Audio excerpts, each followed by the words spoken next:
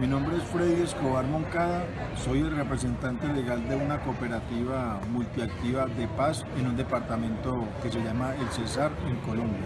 Es una cooperativa de excombatientes de la FARC-EP.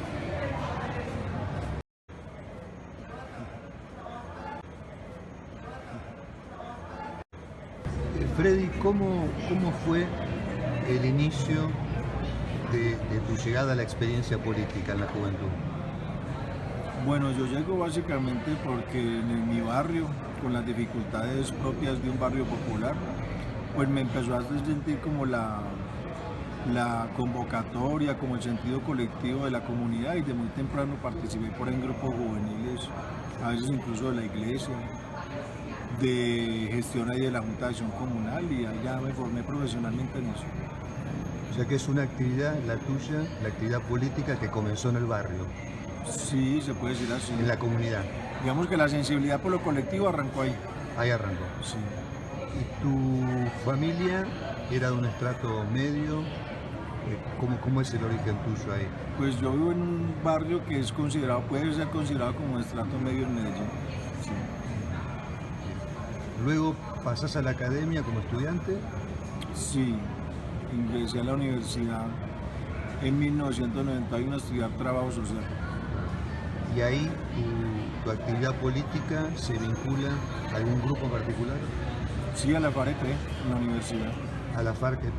Sí. En ese momento, ¿cómo llegas a la agrupación de la FARC? ¿Alguien se relaciona contigo, vos te acercás, escuchás algo que te ha resultado interesante? O sea, digamos que mi vinculación a la FARC como militante del Partido Comunista Clandestino. Digamos que sí inicia con la universidad, pero de todas maneras me contactan eso. Yo busco también las FARC por el trabajo en los barrios. Finalmente yo en la universidad casi no era militante del movimiento estudiantil, era más militante del movimiento barrial. O sea que ya te habían visibilizado como un militante, un activista de los barrios. Sí, incluso después con viejos de las FARC decían que ellos ya sabían que yo era de ellos, pero yo no sabía que era, Ah, que yo no sabía. ¿y qué recordás de tu incorporación al grupo de la FARC? Pues realmente yo busqué incorporarme a la FARC. O sea, sí conocía gente y todo lo demás, pero digamos que en ese momento, como interpretaba yo este país, pensé que lo que había que era sumar ahí. Me parece que ese recuerdo te emociona. Sí, porque es una decisión tremenda. ¿Querés contarnos cómo fue esa decisión? Pues digamos que era un poquito, que incluso todavía lo cuento como anécdota a los estudiantes, del riesgo que se tiene de que el único que sale de pobre es el asesor de los pobres. Esa es una cosa que a mí me chocaba mucho. Entonces pensé que era un camino como ese que había que radicalizar estas luchas. Sí, es como eso. ¿Y cómo impacta esa incorporación tuya a la FARC en tu vida cotidiana, en la relación con tu familia, con tus amigos, con tus amigas? Pues sabes que voy a decirlo así incluso ahorita con esos términos, casi que mi éxito con eso, de muchos años de clandestinidad que no se dieran cuenta, teniendo una vida tan pública, era no haber cambiado nada. Era tener la cabeza puesta en otra cosa, ayudar con otras tareas, sí, de la revolución, de la insurgencia acá, pero en la vida cotidiana, de hecho, pues la gente, hay unas normas, hay unas reglas, hay unas cosas de la clandestinidad. Y una de ellas es, por ejemplo, que en tu barrio tú no tienes por qué aparecer como el más misterioso, el más solitario. En mi barrio yo animé, por ejemplo, la creación de la Junta de Acción Comunal de mi barrio. Me crié en ese barrio de todas maneras, pero nadie podría decir que se comportaba misterioso. O sea que tu incorporación a la FARC no hizo que vos tuvieras que bajar el perfil en tu barrio, sino al contrario, mantener tu vida activa allí. Sí, habían cosas públicas que sí se consultaban con la dirección, si se asumían o no. Pero no, que cambiara así como... Incluso ahorita con la Comisión de la Verdad fue un debate. La Comisión de la Verdad preguntó por la infiltración de las FARC a la universidad. Entonces nosotros decíamos que eran varias cosas. La primera, es que yo no era un infiltrado, yo era estudiante, después era profesor, después era investigador, no era que a mí me hubieran mandado a infiltrar la universidad. Y a muchos de nosotros éramos estudiantes. Si yo estaba en la cárcel, no estaría infiltrando la cárcel. Eso era una cosa. La otra es que por el número de universitarios que terminaron firmando la paz, entonces la política de infiltración fue un fracaso. De 13.000 no llegamos a 130 universitarios. O fue un fracaso o no había tal política de infiltración. Hay una cuarta alternativa y es que es verdad que mucha gente de la clandestinidad más bien decidió quedarse así y no firmar el acuerdo. Sobre todo en estas cosas opacas. Estaba tratando de imaginar cómo sería tu vida en ese momento en el cual vos mantenías la actividad de manera normal, tus relaciones con el barrio, con la familia, con la universidad, y por otra parte estabas con tu actividad política clandestina. Y tratando de imaginar eso, se me ocurre que fue un esfuerzo quizás, ¿no? Sí, esa era. Cuando uno mira en retrospectiva, es un montón de cosas, pero digamos que a veces uno justifica que así vino a vivir. O sea, como que eso fue vivir para mí. No pasar ahí como vegetal por un planeta como este. O sea, que ahí encontraste los indicios de vida. Sí, como una parte del sentido, creo yo. Sí. Pero de todas maneras, pues son muchas cosas que se juntan ahí para una decisión como esa. A veces incluso mucha gente la conoció a uno sin que tomara la decisión. Como cuando una cosa se diluye. O sea, no sabe cuándo entró, no sabe cuándo salió, no sabe si pertenece o no pertenece. A veces es muy parecido a cómo es el Estado como figura. Yo a veces comparaba eso. Si uno pudiera elegir, pues yo no pertenecería a este Estado, pero soy ciudadano de este Estado. Pero es tal su cosa, su presencia, que termina siendo uno. ¿En algún momento esa actividad política clandestina supuso que vos tuvieras que abandonar tu vida pública o siempre seguiste manteniendo esas dos dimensiones? Sí, es que finalmente, por eso era que nosotros polemizamos con la Comisión de la Verdad si estábamos infiltrados. Porque entonces yo estaba infiltrado en mi barrio, en el trabajo comunitario, en el movimiento social. O sea, entonces que era mi vida, le decíamos nosotros a la Comisión de la Verdad. O sea, ¿yo dónde vivía? Pues ahí. A mí nadie me mandó a hacer eso. Era como introyectaba uno estar ahí en la vida misma. O sea, pero es que no es que éramos otra cosa. Por eso hay tantas, digamos que cuentos más largos, por ejemplo, aquí uno podría pegarse de ahí cuando dicen si esta guerra era contra la sociedad o por la sociedad. ¿Quién era uno realmente? ¿Quién éramos nosotros realmente? ¿Quién era la guerrilla? Pues? Entonces uno tenía como esa, se pudiera decir como una doble vida, pero es que también tengo una triple porque soy hincha nacional. También tengo 4 vidas porque también soy papá, tengo un montón de vidas que están ahí. Pero lo que uno sí ve es que de todas maneras pues si había un trabajo extra, si había otros compromisos. Pero la gente se compromete con muchas cosas más allá de su vida laboral, más allá de su vida afectiva, que no necesariamente la revolución. Vaya a saber uno que tiene la cabeza puesta en todo eso. Te recordar algo que escuché hace poco de un periodista e historiador que comentaba que uno tiene una vida pública, una vida privada y una vida secreta. Y que los servicios de inteligencia habitualmente van hacia la vida privada, pero mucho más aún a la vida secreta. Sí. No, es por ejemplo, en algún momento había una fiscal que me buscaba mucho por el seudónimo, pero nunca encontró el rostro ni la cara de la importancia que tenía la capucha entre nosotros. Entonces la fiscal preguntaba todo el tiempo por el seudónimo y por un perfil, pero nunca pudo decir ni la profesión, ni el nombre propio, ni si tenía la nariz así o tenía la nariz allá, nunca pude saber eso. Solo hasta cuando me vio en la pantalla, entonces me gustaría un día preguntarle eso. ¿Cuál es el impacto para ella de buscarlo a uno encapuchado al verlo así? Porque ha pasado, por ejemplo, hay gente de la fiscalía, policías que han ido a los campamentos ahorita, a los ETCR, a ver la persona que estaban buscando. Ahora te digo que hay un montón de cosas que le aparecen a uno que uno le gustaría meterse ahí, pero no le da tiempo porque hay que hacer casas. Mi tarea ahorita es hacer casas. Pero también es eso, cuando una víctima se te desmaya al frente, luego de que tú le dices cómo te llamas, son cosas impactantes ahí. Pero tenía que ver con eso, con que, por ejemplo, acá yo he encontrado reacciones distintas. Unos que no sabían mi participación y lo validan, lo respetan, quisieran incluso sumarse. Cuando yo salí de la cárcel y regresé acá, había gente que quería sumarse porque... Pero también encuentro la otra, y es que cambiaron radicalmente conmigo. Y no lo entiendo, porque ¿qué más va a hacer uno ahí? No puede tampoco uno poner a pelear con la gente por eso. Bueno, ahí mencionando la cárcel, diste un salto en el tiempo, Freddy.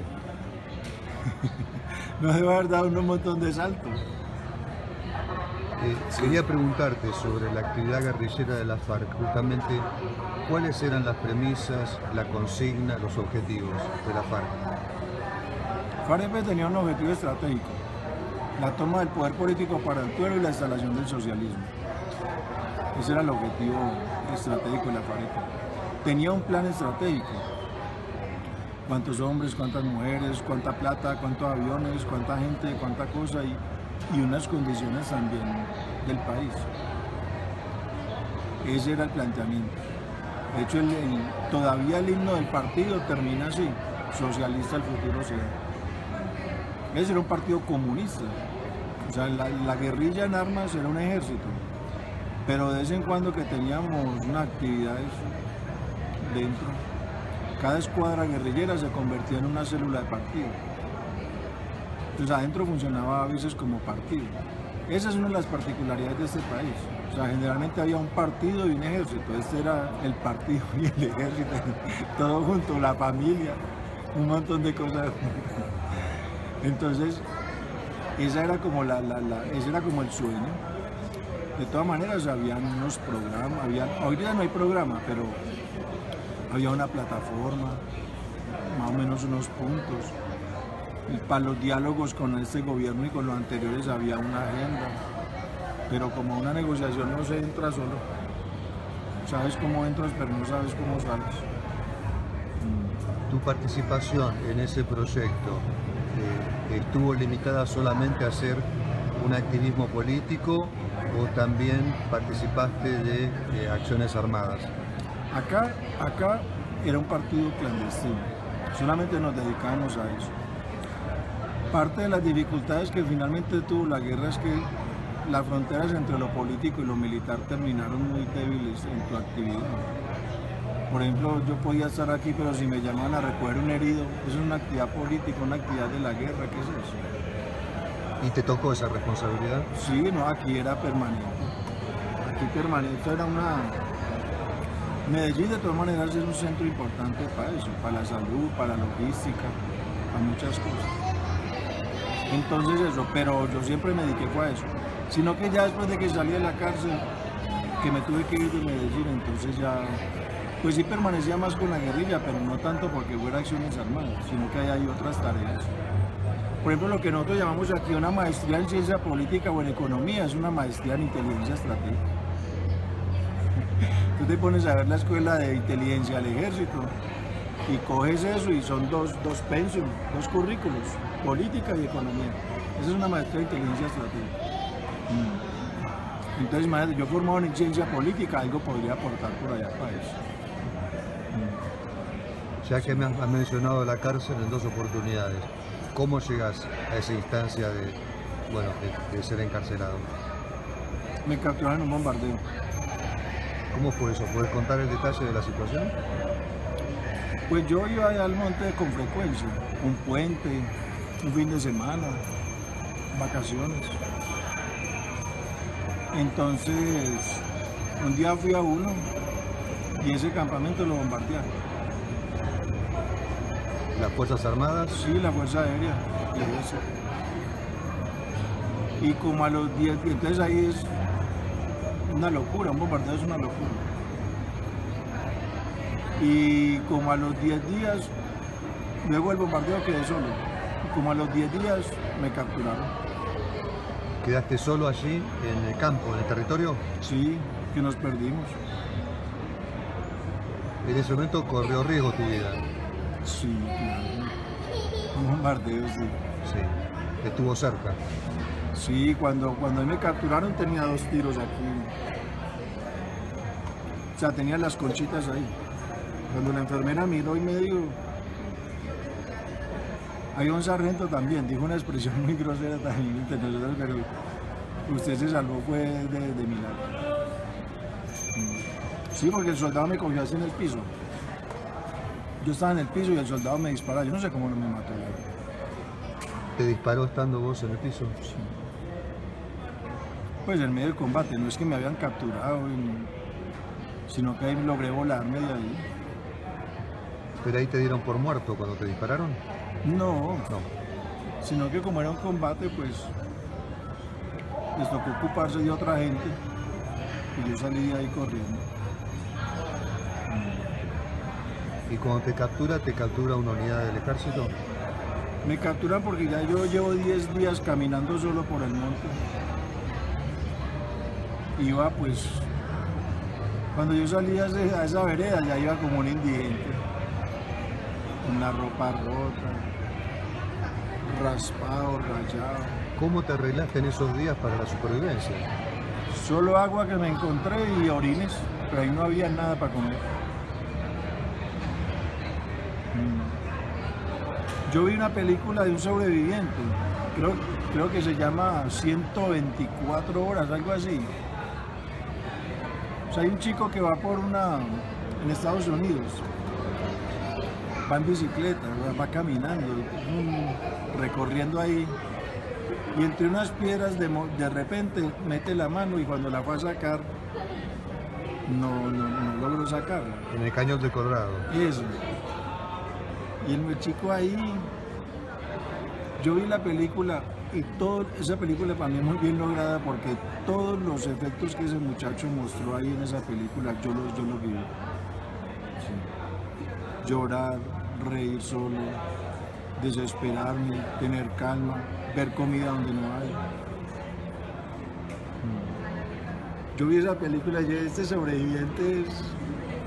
Si yo me pongo a contar los momentos... Fue como una suerte de naufragio.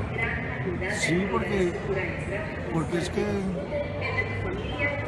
yo no veía por dónde salirme de esa selva. De hecho fue suerte.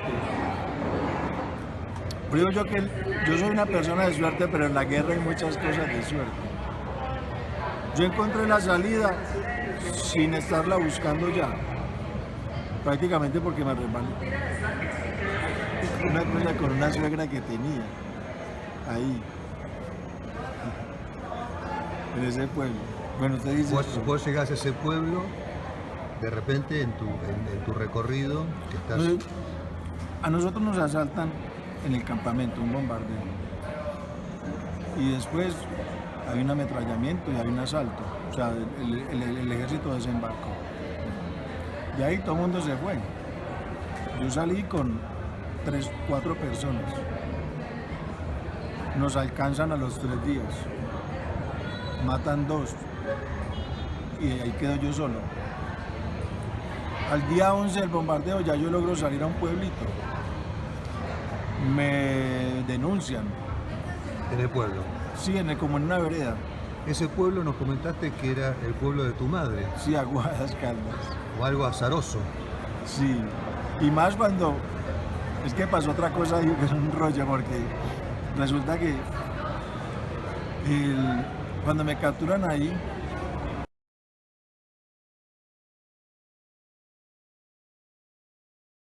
va un helicóptero del ejército a recogerme. Entonces resulta que un helicóptero blanco en un pueblito de esos era todo un acontecimiento. Era domingo, entonces la cancha de fútbol estaba llena de gente. observando ese acontecimiento. Sí, te llevan y en el De tu pueblo. captura. Sí, en el pueblo se riega de que capturaron un guerrillero, que vino el helicóptero. Y en ese día estaba la suegra en ese pueblo. Y cuando llegó por la noche a la casa aquí a Medellín, le dijo a la hija, hija, ¿cómo le parece que en Aguadas capturaron un guerrillero y eso estaba por allá? Súper revolcado. Y ya la hija sabía que me habían capturado, o sea, la novia.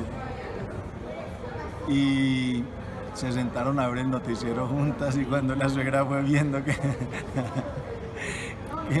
que habían capturado era el yerno. No sabían cómo, ni los cuñados ni las novias sabían cómo meterse en esa casa con la suegra viendo que el yerno estaba apareciendo por televisión como terrorista. ¿Tu novia no sabía de tu participación?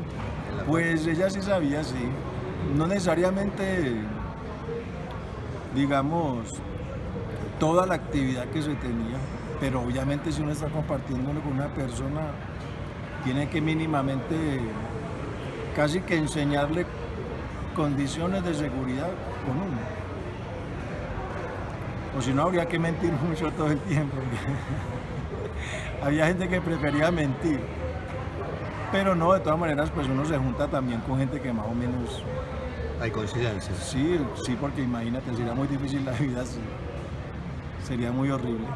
Bueno, sabes, Freddy, sabemos que tenés que irte a clase, que estás muy apurado y te agradecemos mucho el tiempo que has brindado pues. para comentar. ¿Querés comentar algo más hacia el final? No, o sea, hay un montón de historias que se desprenden de una historia de vida y que a uno sí le interesaría que en nuestro continente, en nuestro país, se conozca muy bien eso. Se conozca muy bien eso. Porque uno se siente que hay un montón de cosas que pensar y que discutir con respecto a la realidad de un país como este. Pero eso es de tiempo también. Bueno, muchas gracias, Freddy. No, a ti, a ustedes.